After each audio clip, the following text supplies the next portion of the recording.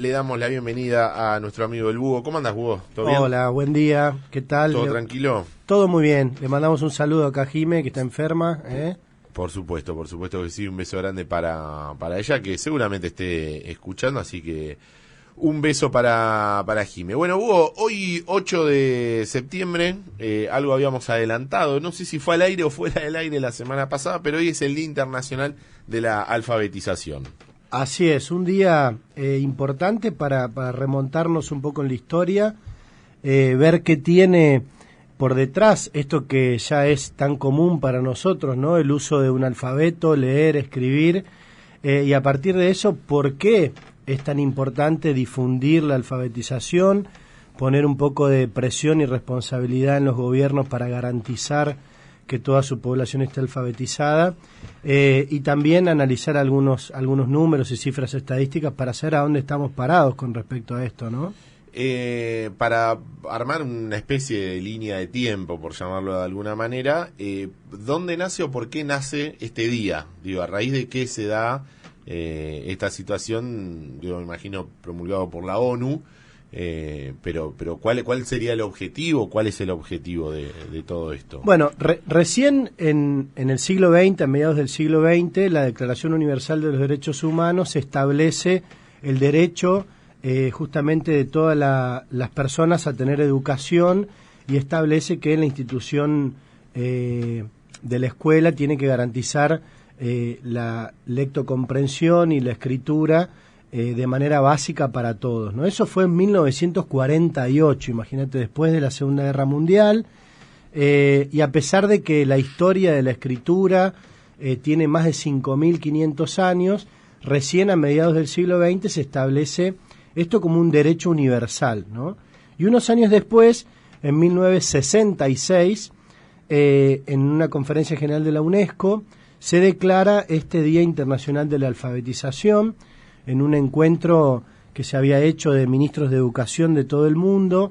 Se puso sobre la mesa esta situación, esta realidad, a pesar de establecerse como derecho humano, universal.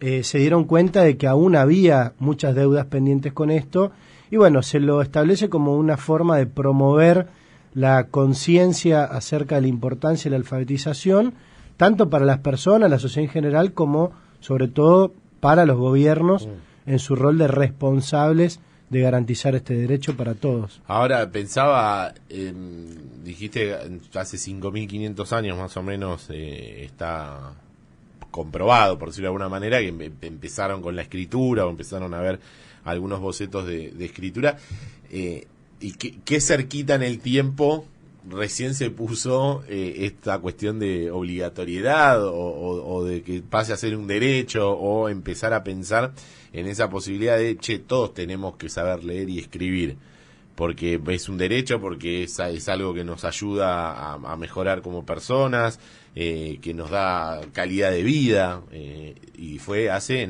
50 años atrás, 60 años atrás. Exactamente, es muy loca la evolución de la escritura a lo largo del tiempo. Siempre desde su origen la escritura estuvo asociada al comercio. De hecho, los sumerios, que fue uno de los primeros hallazgos de una escritura primitiva, digamos, esto fue en el año 3500 antes de Cristo, tallaban con unas cañas en como una especie de hojas de papel, pero eran de arcilla, ¿no? Humedecían la arcilla, marcaban con caña y hacían, claro, cuentas, asientos contables, ponían ahí alguna norma, alguna declaración histórica. También los egipcios en esa época, con los jeroglíficos, que es algo que claro, hoy lo podemos encontrar todavía, ¿no? Como un resto de aquella civilización. Y de ese origen, como decís vos, a su reconocimiento como derecho humano y a su universalización, pasaron 5.000 años, ¿no? Y esa evolución de la escritura estuvo, para mí, de la mano de la evolución de la civilización también, ¿no? Claro. De reconocer que toda la sociedad tenga un derecho que la asista a poder leer y escribir, y eso también tiene un porqué, un sentido. el paso de la sociedad medieval a una sociedad industrial hizo que los estados necesitaran capacitar, alfabetizar a toda su población para que sean personas aptas para entrar al mundo industrial, al mundo del trabajo, y eso, una cosa fue llevando a la otra hasta el punto de el establecimiento de una sociedad actual en donde no se puede concebir una democracia sin personas alfabetizadas, ¿no? Sí, dos cosas se me disparan de esto. Primero, que hace 300, 400 años atrás, 500 años, el tema de la lectura y de la escritura estaba casi reservado para los nobles, para los de la iglesia, digo, pienso como en esos estatus sociales, y no hace tantos años tampoco atrás, no vamos 200 años atrás, cuando se paraban en las esquinas a leer para que la sociedad se entere de las cosas que sucedían, porque nadie sabía leer, solamente eran unos poquitos. Digo, la Revolución de Mayo sucede algo bastante parecido. Las gacetillas y la información que llegaba y que salía publicada, alguien la leía en las esquinas para todos los criollos, porque muy pocos sabían leer y escribir. Y después que, al margen de todo esto, cuánta cantidad de gente hoy por hoy, más allá de ser un derecho y ser algo que todos tendríamos que no solo tener el derecho, sino saber leer y escribir, están fuera de esto. Totalmente. A ver, vos lo dijiste. Es altísimo el porcentaje. La información es poder, y la capacidad de leer, escribir, te permite acceder a información que te permite acceder al poder. Y así como hace 500 o un poquito más de años esta actividad estaba solo reservada a altos mandos de la iglesia, a la nobleza, a la realeza, y solamente tenían esta habilidad y esta competencia quienes ostentaban el poder, hoy también leer y escribir es una herramienta que te permite justamente acceder al conocimiento y a través de ese conocimiento tener el poder. Cuando nosotros hablamos de la íntima relación de la democracia y la alfabetización, estamos diciendo esto. Si hoy vivís en un mundo en donde vos no sabés escribir, no tenés las competencias básicas para entender a dónde estás parado, para ejercer tus derechos y para desarrollarte plenamente, a pesar de que exista la democracia. Y eso nos trae la pregunta que te hacías a lo último. Bueno, está el derecho. ¿Cuánta gente accede a este derecho, no? Hoy, en un mundo que tiene 8.000 millones de habitantes, aproximadamente se estima que un 10% de la población mundial no tiene competencias básicas de lectoescritura. Y esta estimación, que la hizo la ONU en 2020, seguramente sea mucho más grave si la medimos hoy, porque de 2020 para esta parte pasó una pandemia que suspendió los sistemas educativos. Todo fue para peor. Exactamente. Pasaron conflictos armados, no solo el de Ucrania, tal vez, que es el más resonante, sino en Medio Oriente o en Asia. Pasaron catástrofes climáticas que también pusieron a mucha población en condiciones peores de las que estaba, y seguramente este 10% de la población mundial que en 2020 no sabía escribir, hoy sea un porcentaje mayor, ¿no? Sí, por eso pienso en esos números y es altísimo. Y la Argentina no está exento de eso tampoco. En Argentina lamentablemente estamos en una situación muy muy complicada respecto a la alfabetización y al aprendizaje. Primero partiendo de la base de que la pobreza golpea a buena parte de nuestra población. Hoy en día 2/3 de los niños en Argentina están bajo la línea de pobreza, y como decía una canción, con hambre no se puede pensar. No hay forma de que un chico o chica vaya a la escuela sin las condiciones básicas de sustento y pueda justamente aprender. Y después muchas otras cosas que impactan en esto, ¿no? La escasa formación docente, los paros docentes, los problemas de infraestructura.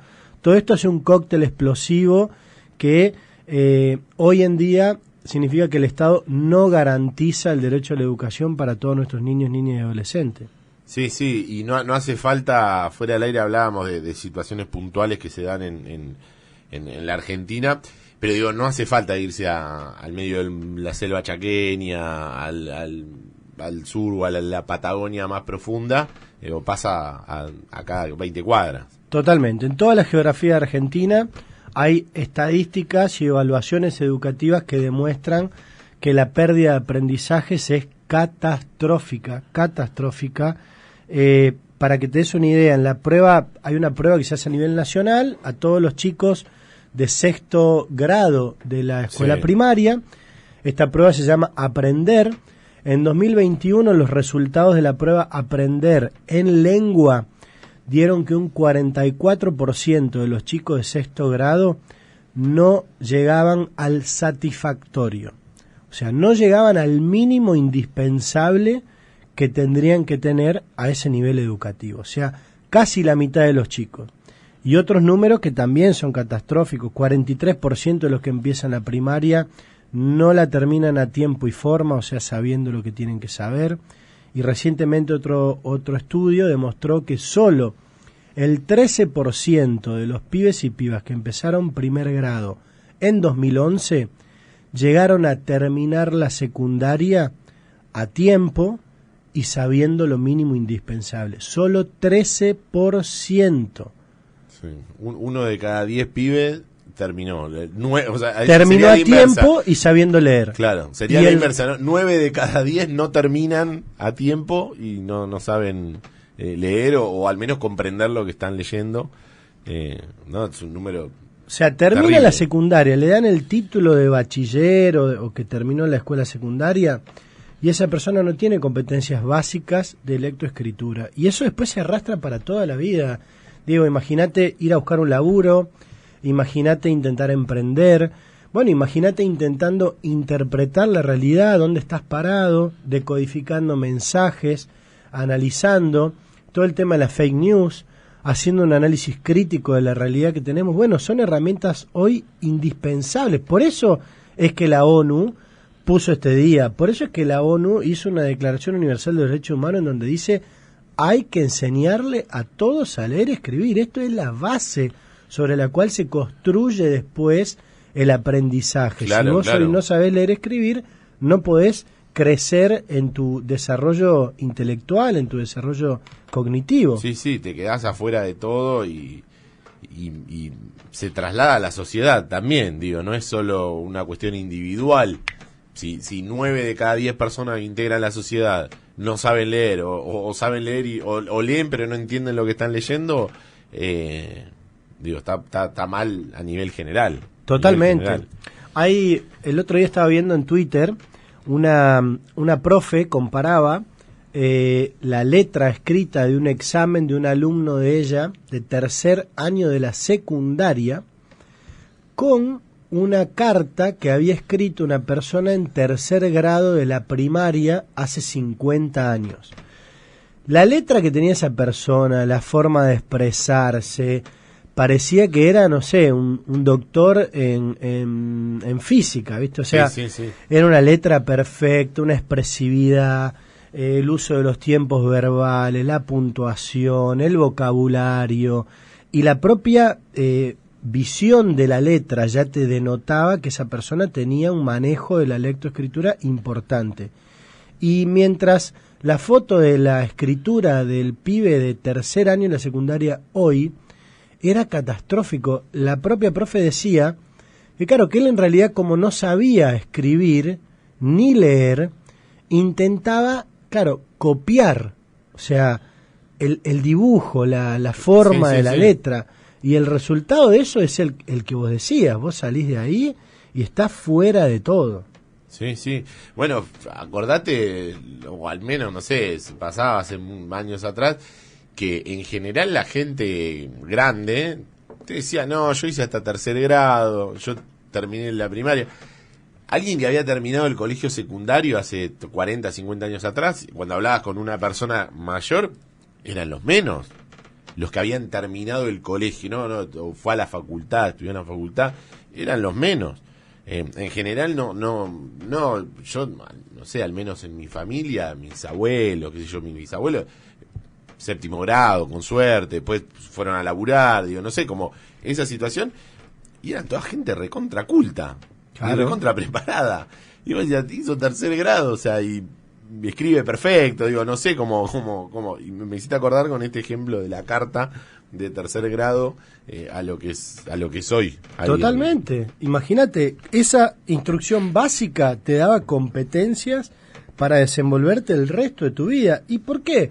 Porque vos ya sabiendo leer y escribir en serio, ya estás apto para entender el mundo y para emprender en el mundo. En cambio, si hoy a los pibes y pibas los hacemos pasar por una ficción educativa, están sentados en el aula, pero no aprenden nada. Sus docentes también tienen déficit de formación docente. Su familia está todo el día corriendo atrás del laburo, de los problemas de la vida cotidiana, y no se toma un tiempito para sentarse con su hijo y leerle un cuento, hacer la tarea. Los pibes y pibas no agarran una lapicera y un papel porque hoy están todo el día con el celular. Y bueno, la ficción se va haciendo cada vez realidad. Sí, sí, sí. Y terminamos muy esto que finita decíamos. la línea entre ficción y realidad. Es como una frontera que está muy, muy endeble. Hermano, si a vos te dan el certificado que terminaste la secundaria y no sabes escribir, entonces ¿de qué estamos hablando? Sí. ¿De qué educación estamos hablando? Hay una deuda educativa muy, muy grande. Acá todas las tapas de los diarios nos ponen la deuda externa, la deuda... No, pero también hay una deuda educativa que tenemos que atender.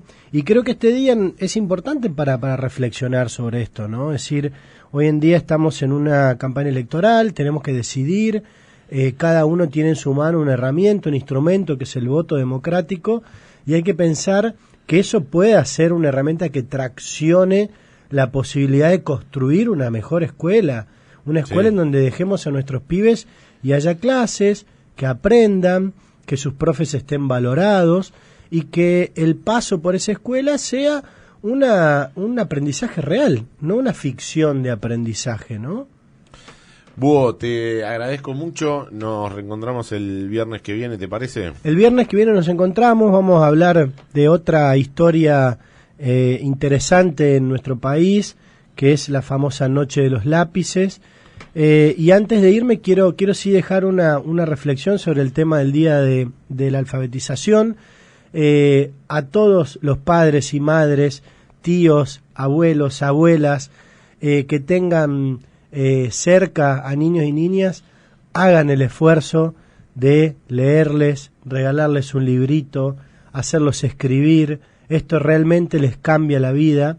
Y a quien tal vez no tenga en su familia cerca algún niño o niña, o aún teniéndolo, tenga la vocación, la voluntad de colaborar en tratar de resolver o hacer un aporte para salir de esta catástrofe educativa en la que vivimos, hay muchísimos proyectos en donde convocan a gente voluntaria para poder colaborar, apoyar la trayectoria educativa de estos niños. Yo formo parte orgullosamente de uno de estos proyectos, se llama Apoyo Escolar Barrio 31, vamos acá a la Villa 31 de Retiro, nos pueden encontrar en Instagram, así, Apoyo Escolar Barrio 31, y si tienen ganas de sumarse, a dar una mano, colaborar, para que los chicos y chicas aprendan a leer y escribir, pueden encontrar en este espacio un lugar donde aportar un granito de arena. Muchísimas gracias, Hugo. Será hasta el viernes que viene.